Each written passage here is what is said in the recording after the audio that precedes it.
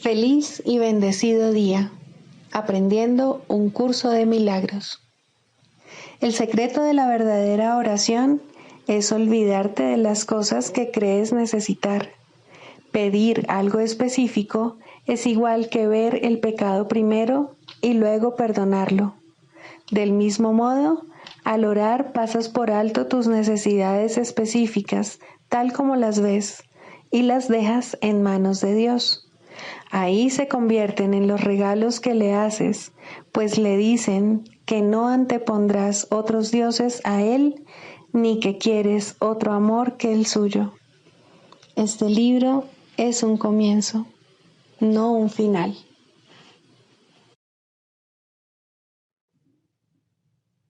Del prefacio, que postula, párrafo 6.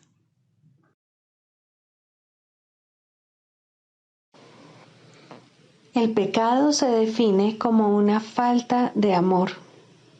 Puesto que lo único que existe es el amor, para el Espíritu Santo el pecado no es otra cosa que un error que necesita corrección en vez de algo perverso que merece castigo.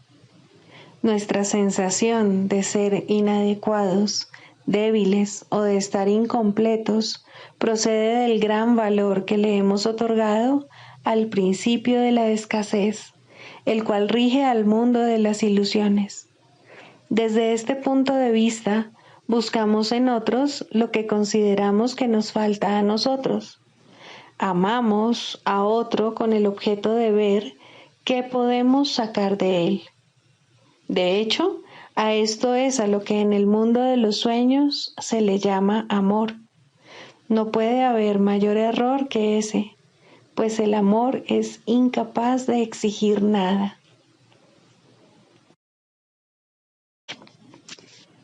Introducción. Este es un curso de milagros. Es un curso obligatorio.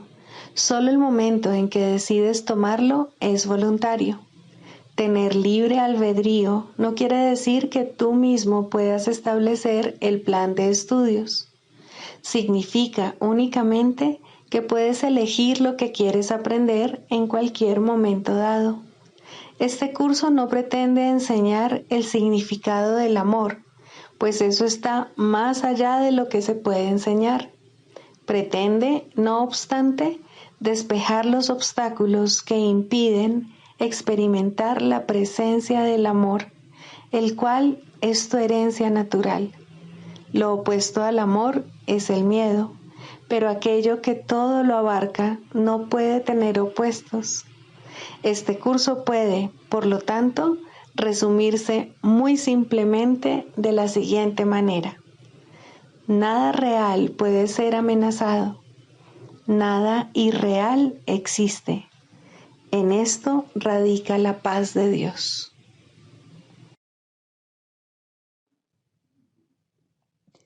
Capítulo 1. El significado de los milagros. Primero, principios de los milagros. Principio 33. Los milagros te honran porque eres digno de ser amado. Desvanecen las ilusiones que albergas acerca de ti mismo y perciben la luz en ti. De esta forma, al liberarte de tus pesadillas, expían tus errores. Al liberar a tu mente de la prisión de tus ilusiones, te restauran la cordura. Capítulo 28. El deshacimiento del miedo. Quinto, la alternativa a los sueños de miedo. ¿Qué puede ser la sensación de estar enfermo sino una sensación de estar limitado o de estar desunido de algo y separado de ello? ¿O de una brecha que percibes entre tu hermano y tú y lo que ahora consideras la salud? Y de este modo, lo bueno se ve como si estuviese afuera y lo malo adentro. Y así, la enfermedad aparta al ser de lo bueno y conserva lo malo adentro. Dios es la alternativa a los sueños de miedo. El que es partícipe de sueños de miedo no puede ser partícipe de él, pero el que se niega a ser partícipe de ellos, participa en él. No hay ninguna otra alternativa. Nada puede existir a menos que tú compartas su existencia. Y tú existes porque Dios compartió su voluntad contigo para que su creación pudiese crear.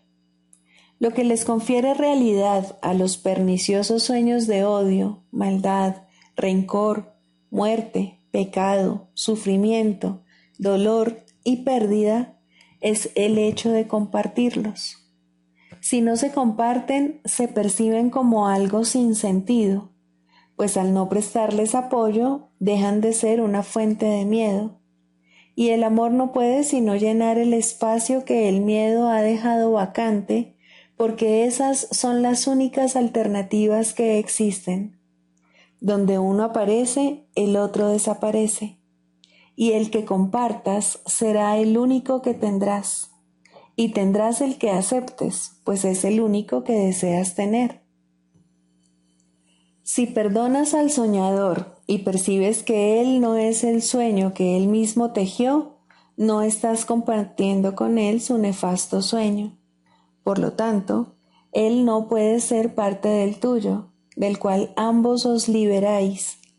El perdón separa al soñador del sueño nefasto y así lo libera.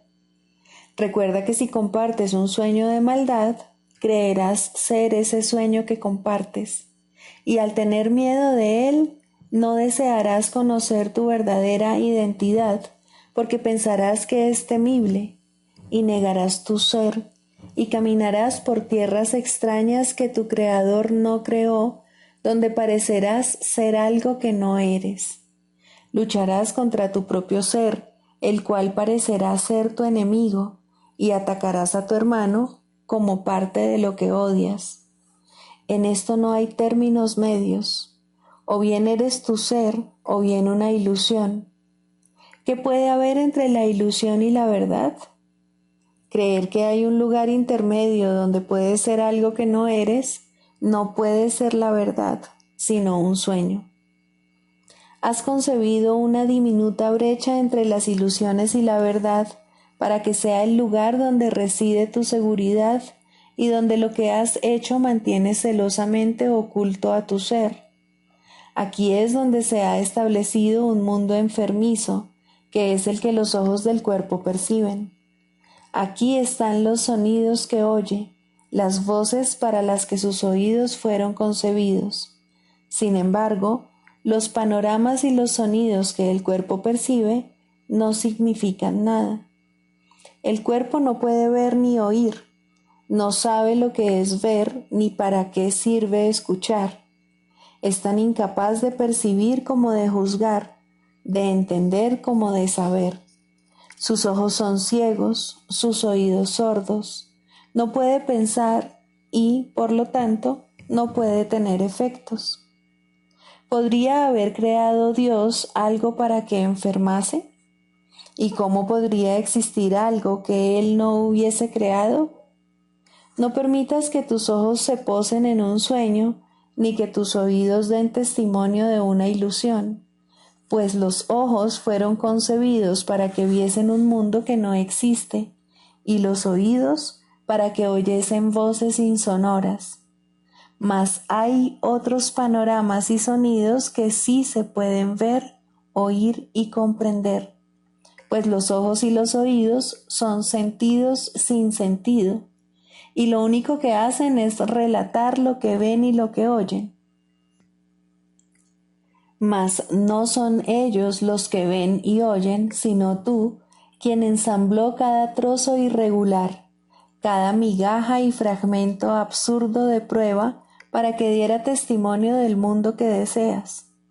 No permitas que los ojos y los oídos del cuerpo perciban estos innumerables fragmentos dentro de la brecha que tú te imaginaste, ni permitas que persuadan a su hacedor de que sus fabricaciones son reales. La creación es la prueba de la realidad porque comparte la función que toda la creación comparte. No se compone de trocitos de cristal, de un pedazo de madera o quizá de una hebra o dos ensamblados para que den testimonio de la verdad. La realidad no depende de eso. No hay brecha que separe a la verdad de los sueños o de las ilusiones. La verdad no ha dejado sitio para ellos en ningún lugar o tiempo, pues ella ocupa todo lugar y tiempo y hace que los sueños y las ilusiones sean absolutamente indivisibles. ¿Tú que crees que entre tu hermano y tú hay una diminuta brecha? ¿No te das cuenta de que ahí es donde os encontráis prisioneros en un mundo que se percibe como que existe aquí? El mundo que tú ves no existe porque el lugar desde donde lo percibes no es real. La brecha se halla celosamente oculta entre las tinieblas e imágenes nebulosas surgen para cubrirla con formas vagas e indefinidas y con siluetas cambiantes, por siempre insustanciales e inciertas. Sin embargo, en la brecha no hay nada.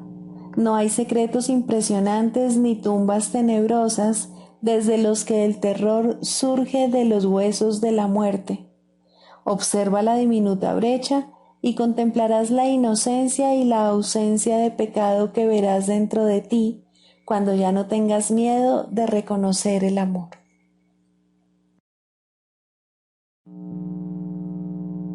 Libro de ejercicios, pregunta 9.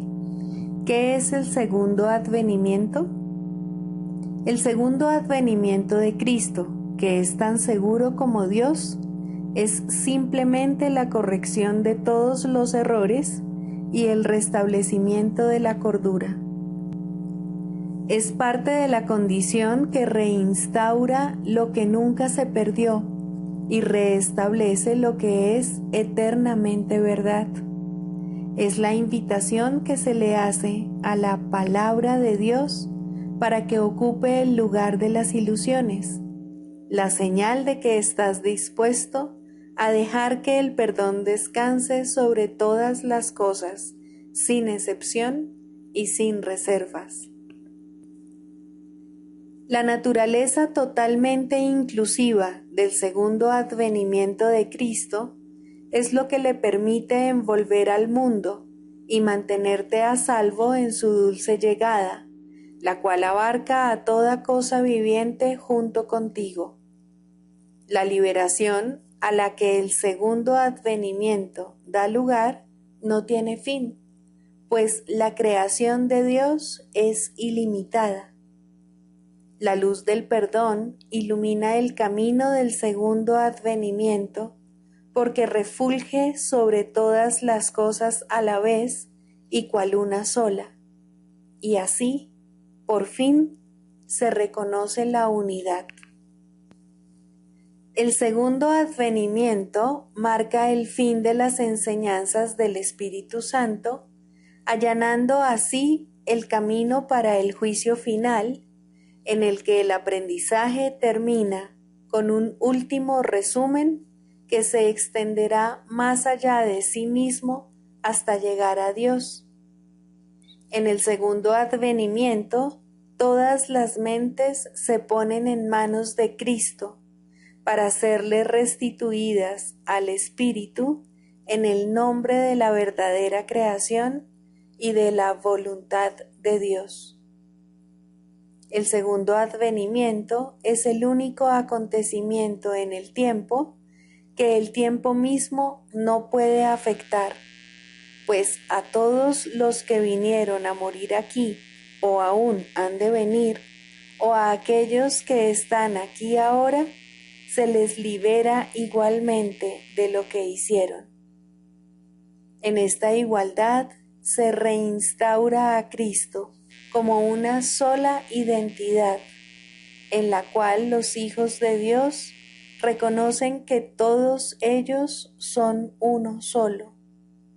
Y Dios el Padre le sonríe a su Hijo, su única creación y su única dicha.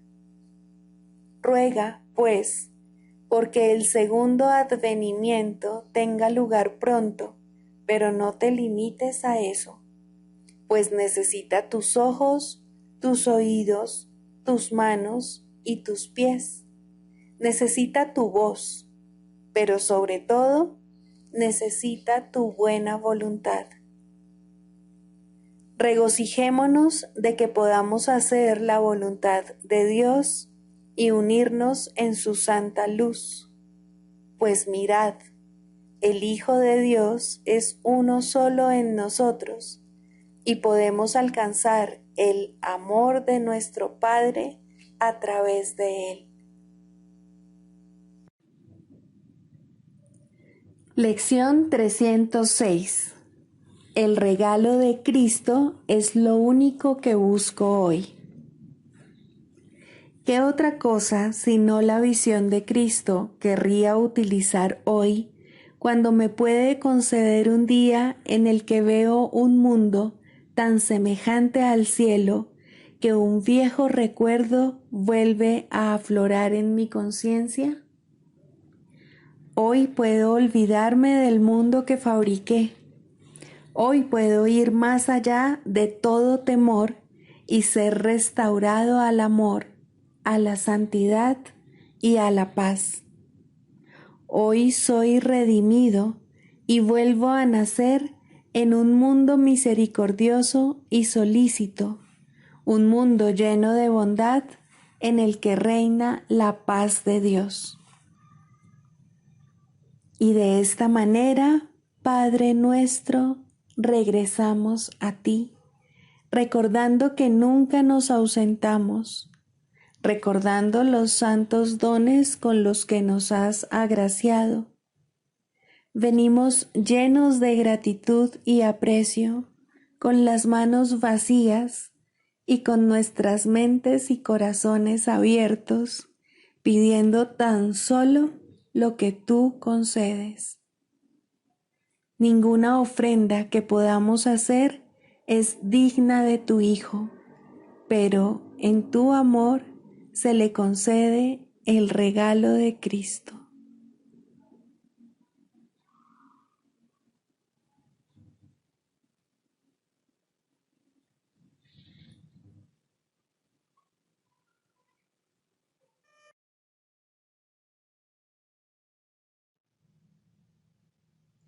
Del Manual para el Maestro, pregunta 4.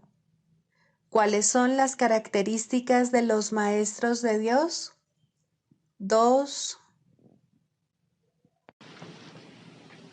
Honestidad.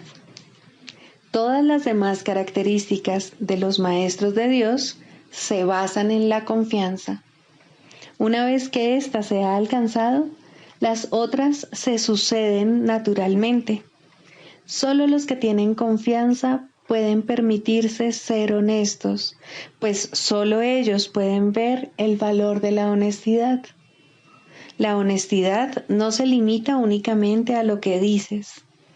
El verdadero significado del término es congruencia. Nada de lo que dices está en contradicción con lo que piensas o haces. Ningún pensamiento se opone a otro. Ningún acto contradice tu palabra, ni ninguna palabra está en desacuerdo con otra. Así son los verdaderamente honestos. No están en conflicto consigo mismos a ningún nivel. Por lo tanto, les es imposible estar en conflicto con nada o con nadie. La paz que experimentan los maestros de Dios avanzados se debe en gran medida a su perfecta honestidad. Solo el deseo de engañar da lugar a la pugna. El que es uno consigo mismo no puede ni siquiera concebir el conflicto. El conflicto es el resultado inevitable del autoengaño, y el autoengaño es deshonestidad. Para un maestro de Dios, nada supone un desafío, pues ello implicaría que se abrigan dudas, y la confianza en la que los maestros de Dios descansan con absoluta seguridad hace que les sea imposible dudar. Por lo tanto, solo pueden triunfar. En esto, como en todo, son honestos. Solo pueden triunfar porque nunca hacen su propia voluntad. Eligen por toda la humanidad, por todo el mundo y por todas las cosas que en él habitan, por lo que es inalterable e inmutable, más allá de las apariencias, y por el Hijo de Dios y su Creador. ¿Cómo no iban a triunfar? Eligen con perfecta honestidad, tan seguros de sí mismos como de su elección.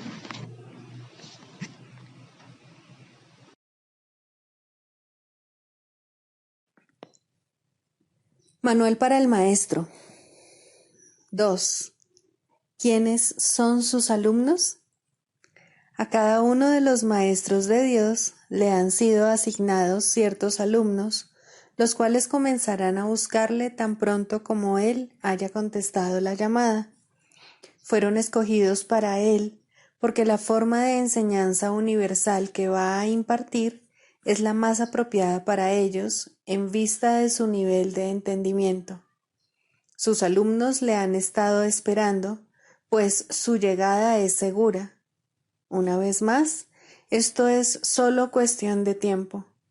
Tan pronto como él elija desempeñar su papel, sus alumnos estarán listos para desempeñar el suyo. El tiempo aguarda su elección, pero no a quién ha de servir. Cuando esté listo para aprender, se le proveerá de las oportunidades para enseñar. Para entender el plan de enseñanza-aprendizaje de la salvación, es necesario entender el concepto de tiempo que expone el curso. La expiación corrige las ilusiones, no lo que es verdad. Corrige, por lo tanto, lo que nunca existió. Lo que es más, el plan para esa corrección se estableció y se completó simultáneamente, puesto que la voluntad de Dios es algo completamente ajeno al tiempo. La realidad es también algo ajeno al tiempo, al ser de Él. En el instante en que la idea de la separación se introdujo en la mente del Hijo de Dios, en ese mismo instante Dios dio su respuesta. En el tiempo esto ocurrió hace mucho, en la realidad nunca ocurrió.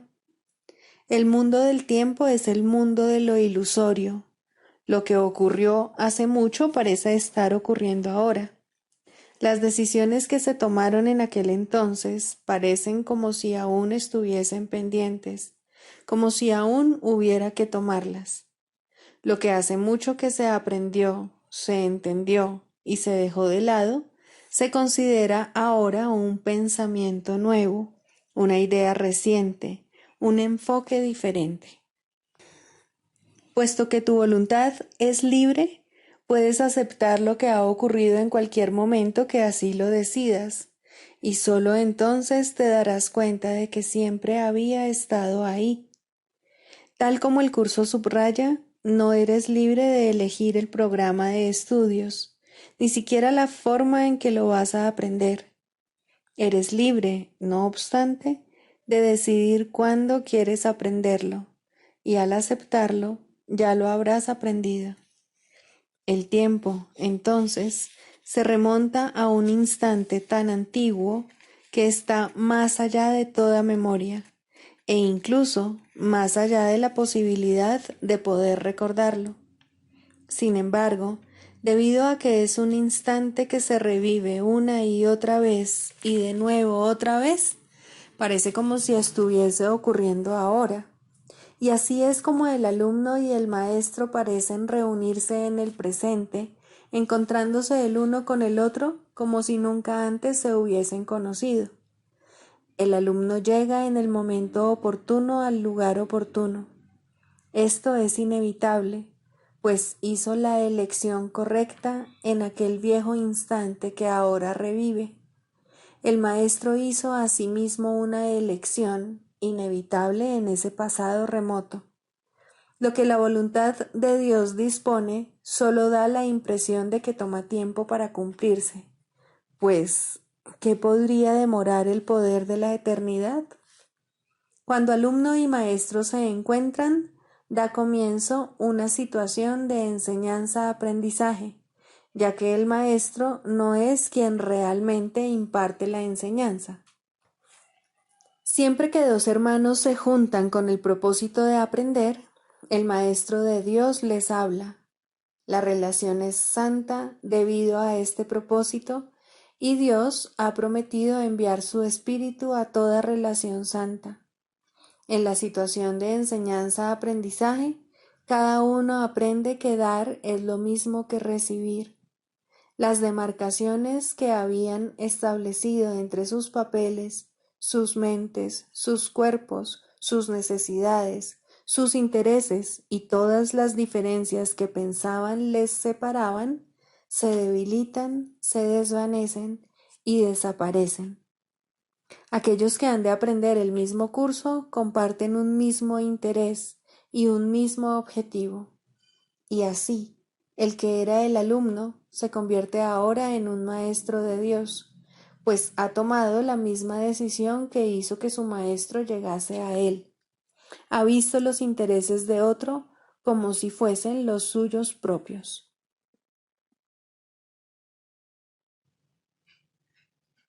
Clarificación de términos. El perdón, la faz de Cristo. El perdón es el medio que nos lleva a Dios y que nos permite alcanzarle, mas es algo ajeno a Él. Es imposible concebir que algo creado por Él pueda necesitar perdón. El perdón, entonces, es una ilusión, pero debido a su propósito, que es el del Espíritu Santo, hay algo en ella que hace que sea diferente. A diferencia de las demás ilusiones, nos aleja del error en vez de acercarnos a él. Al perdón podría considerársele una clase de ficción feliz, una manera en la que los que no saben pueden salvar la brecha entre su percepción y la verdad. No pueden pasar directamente de la percepción al conocimiento, porque no creen que esa sea su voluntad.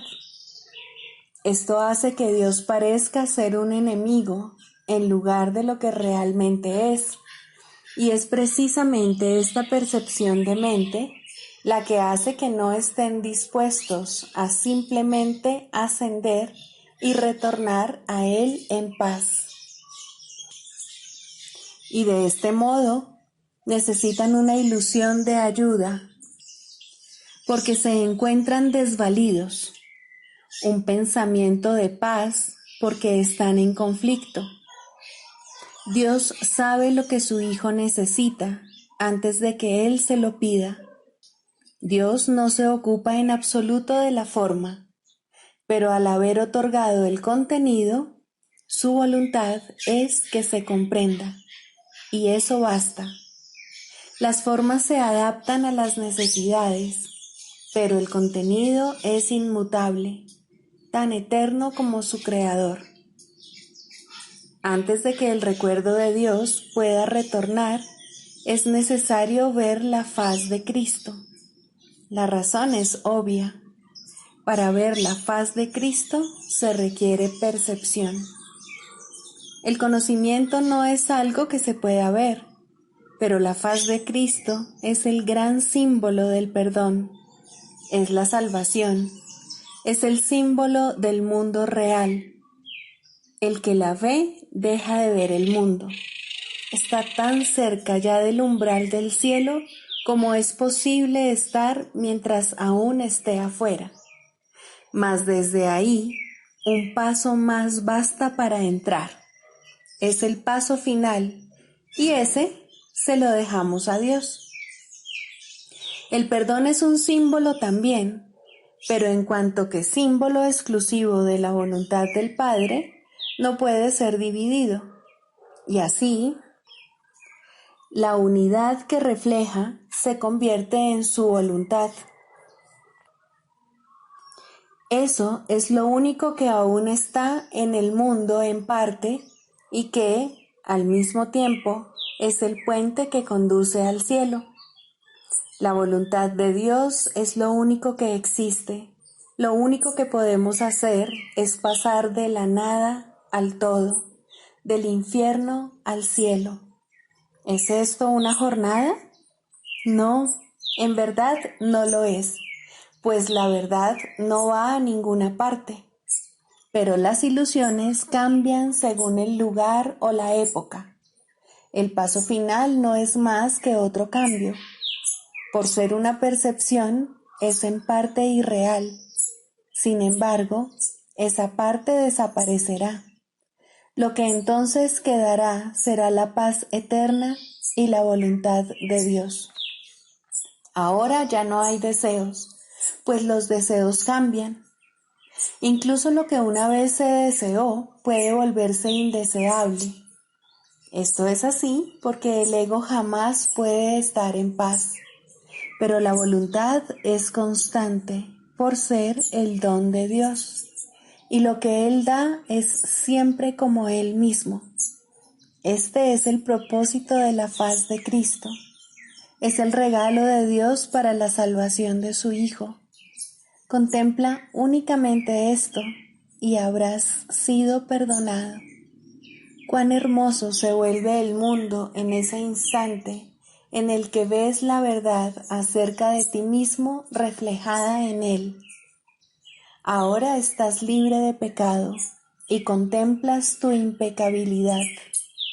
Ahora eres santo y así lo percibes. Y ahora la mente retorna a su Creador, la unión de Padre e Hijo, la unidad de unidades que se encuentra detrás de toda unión, aunque más allá de todas ellas. No se ve a Dios, sino que únicamente se le comprende. No se ataca a su Hijo, sino que se le reconoce.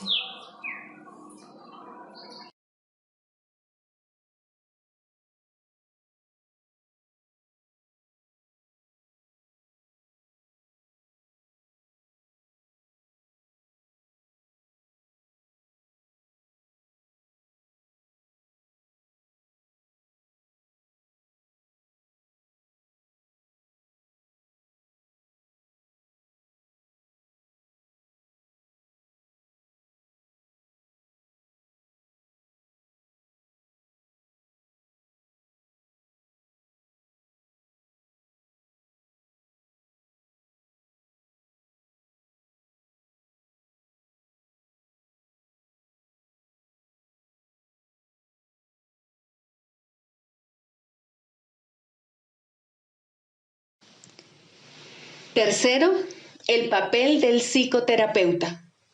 El psicoterapeuta es un líder en el sentido de que camina ligeramente delante del paciente y le ayuda a evitar algunas de las trampas del camino al verlas primero. Idealmente es también un seguidor, pues hay uno que debe caminar delante de él y darle luz para que vea. Sin este, ambos solo tropezarán ciegamente sin dirección alguna. Sin embargo, es imposible que éste se haya ausente del todo si la meta es la sanación. No obstante, puede que no se le reconozca, y de esta manera, la pequeña luz que se puede aceptar en ese momento es todo lo que se tiene para iluminar el camino hacia la verdad. La sanación está restringida tanto por las limitaciones del psicoterapeuta como por las del paciente.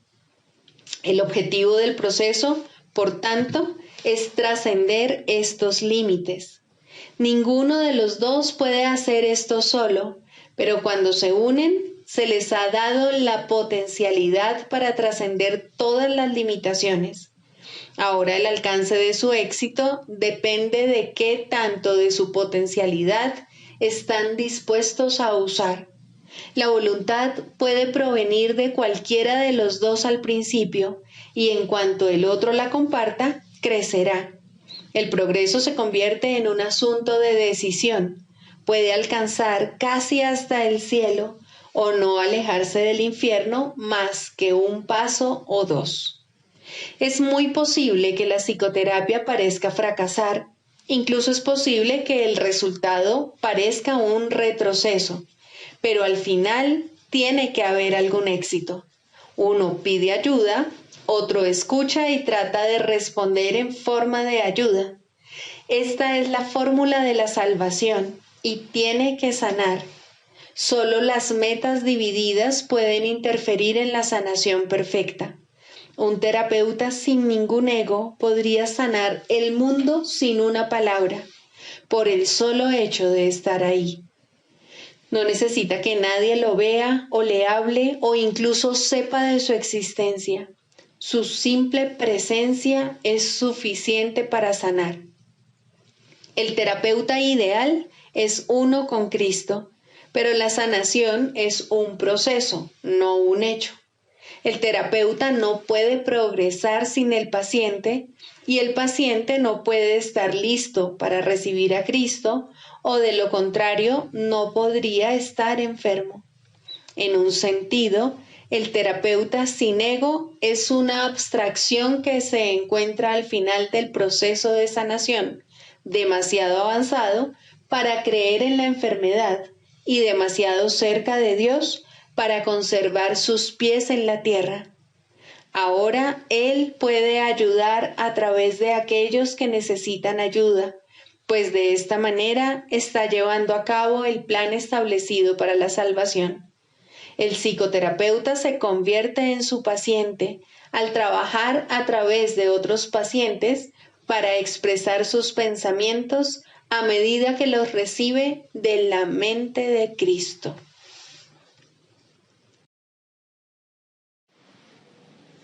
El canto de la oración. 2. El perdón. Introducción. El perdón da alas a la oración para que su ascenso sea fácil y su progreso veloz. Sin su fuerte apoyo sería inútil tratar de ir más allá del primer peldaño de la oración o incluso intentar ascender. El perdón es el aliado de la oración, su hermano en el plan para tu salvación. Ambos vendrán a sostenerte y a mantener tus pies firmemente plantados y tu propósito fuerte e inalterable. Contempla la ayuda más grande que Dios ordenó que estuviese contigo hasta que llegues a Él, y con esto llega el fin de las ilusiones. A diferencia de la naturaleza intemporal de su hermana, la oración, el perdón tiene un final, pues se vuelve innecesario cuando el ascenso se completa. No obstante, por ahora tiene un propósito más allá del cual no puedes ir, ni es necesario que lo hagas. Logra esto y habrás sido redimido. Logra esto y habrás sido transformado. Logra esto y salvarás al mundo. Primero, perdonarte a ti mismo. Ningún regalo del cielo ha sido tan mal interpretado como el perdón. De hecho, se ha convertido en una calamidad, en una maldición allí donde debía bendecir, en una cruel burla de la gracia, en una parodia de la santa paz de Dios. Pero aquellos que aún no han elegido dar los primeros pasos en el camino de la oración, no pueden sino usarlo de esa manera. La benevolencia del perdón resulta imperceptible al principio, porque no se entiende lo que es la salvación ni realmente se busca. Lo que se concibió para curar se usa para herir, porque no se desea el perdón. La culpa se convierte en la salvación y el remedio parece ser una terrible alternativa a la vida. Así, pues, el perdón para destruir se adapta mucho mejor al propósito del mundo que el verdadero objetivo del perdón y los medios honestos por los cuales éste se alcanza. El perdón para destruir no pasará por alto ningún pecado, ningún crimen, ni ninguna traza de culpa que pueda buscar, encontrar y, entre comillas, amar. Amado de su corazón es el error, y las faltas lucen enormes y crecen y se expanden ante su mirada. Selecciona cuidadosamente todas las cosas perversas y pasa por alto lo amoroso, como si de una plaga se tratase, algo odioso teñido de peligro y muerte. El perdón para destruir es la muerte, y eso es lo que ve en todo lo que contempla y odia. La misericordia de Dios se ha convertido en un cuchillo retorcido que busca destruir al Santo Hijo que Él ama. ¿Te perdonarías a ti mismo por todo esto? Aprende entonces que Dios te ha dado los medios a través de los cuales puedes retornar a Él en paz. No veas el error, no lo hagas real. Selecciona lo amoroso y perdona el pecado al elegir en su lugar la faz de Cristo. ¿De qué otra manera puede la oración regresar a Dios? Él ama a su Hijo. ¿Podrías acordarte de Él y al mismo tiempo odiar lo que Él creó? Odiarás al Padre si odias al Hijo que Él ama. Pues tal como veas al Hijo, así te verás a ti mismo, y tal como te veas a ti mismo, así será Dios para ti. De la misma manera en que siempre oras por ti, del mismo modo es a ti al que siempre se le concede el perdón. Es imposible perdonar a otro, pues son únicamente tus pecados lo que ves en él. Quieres verlos en él y no en ti. Por eso es por lo que perdonar a otro es una ilusión.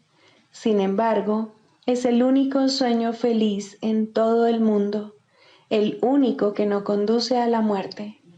Solo en otro puedes perdonarte a ti mismo, pues le has hecho culpable de tus pecados y ahora tienes que encontrar tu inocencia en él. ¿Quién sino el pecador necesita que se le perdone? Jamás pienses que puedes ver pecado en nadie excepto en ti mismo. Este es el gran engaño del mundo, y tú, el que más se engaña a sí mismo. Siempre parece que el malvado es otro, y como resultado de su pecado, tú eres el perjudicado. ¿Sería posible la liberación si esto fuese cierto? Pues en tal caso serías el esclavo de todos, ya que lo que cualquiera de ellos hiciese dictaría tu destino, tus sentimientos, tu desesperación o esperanza, tu desdicha o alegría. No serías libre a menos que Él te concediese la libertad, y al Él ser malvado, solo puede dar maldad. No puedes ver sus pecados sin ver los tuyos, mas puedes liberarlo y liberarte a ti mismo. El perdón, verdaderamente concedido, es el camino en el cual se encuentra tu única esperanza de libertad. Otros cometerán errores al igual que tú, mientras esta parodia de mundo parezca ser tu hogar. No obstante, Dios mismo dio a todos sus hijos un remedio para todas las ilusiones que creen ver. La visión de Cristo no utiliza tus ojos, pero tú puedes mirar a través de los suyos y aprender a ver como Él. Los errores no son sino diminutas sombras que desaparecen fugazmente y que solo por un instante parecen ocultar la faz de Cristo, que continúa inmutable tras todas ellas. Su constancia permanece en tranquilo silencio y perfecta paz. Él no sabe de sombras. Suyos son los ojos que ven, más allá del error, al Cristo en ti.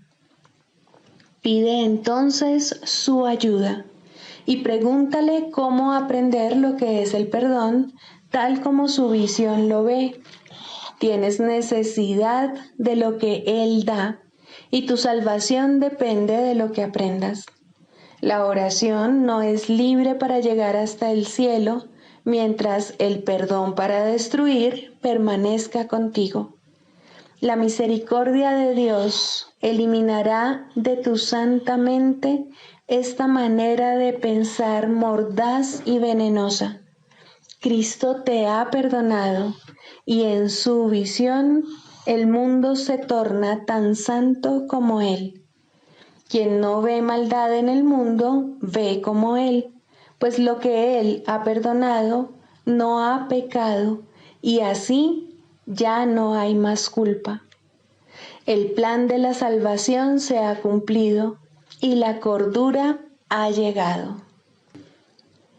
El perdón es la llamada a la cordura, pues ¿quién sino un demente se fijaría en el pecado cuando en su lugar puede ver la faz de Cristo? Esta es la elección que tienes ante ti, la más simple y sin embargo la única que puedes hacer.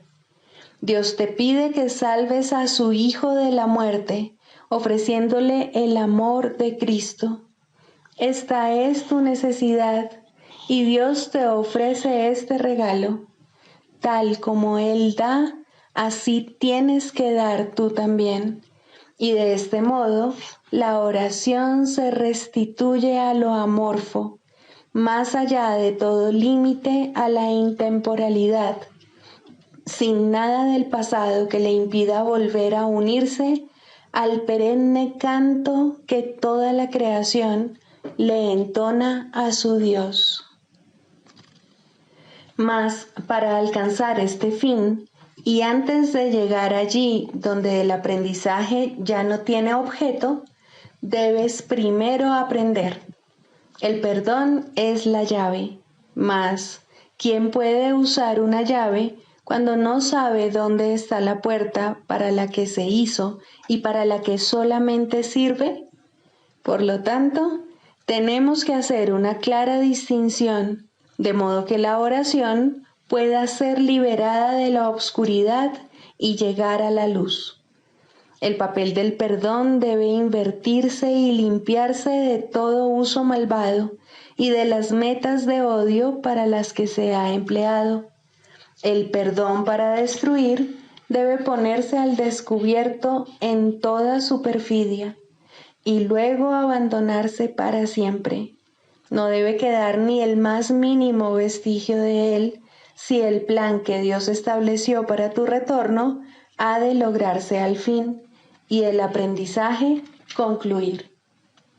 Este es el mundo de los opuestos y tienes que elegir entre ellos a cada instante mientras el mundo siga siendo real para ti. No obstante, debes aprender cuáles son las alternativas que verdaderamente tienes, o no serás capaz de lograr tu libertad. Deja, pues, que te resulte claro lo que el perdón en realidad significa para ti, y aprende lo que debería hacer para hacerte libre.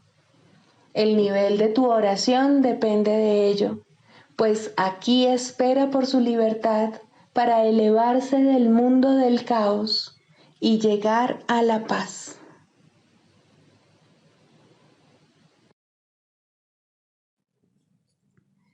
Sigamos a Jesús haciendo del perdón algo tan natural como respirar y algo tan vital como el aire. Amén.